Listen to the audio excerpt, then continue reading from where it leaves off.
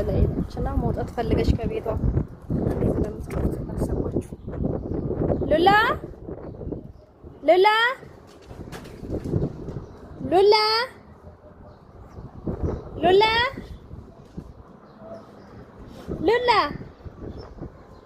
ሉላ ሃይ ምን አድርበች ምን አድርበች تعالي እኔ ጥላይ تعال ምን አድርበች ሃይ ሉላ تعال ሉላ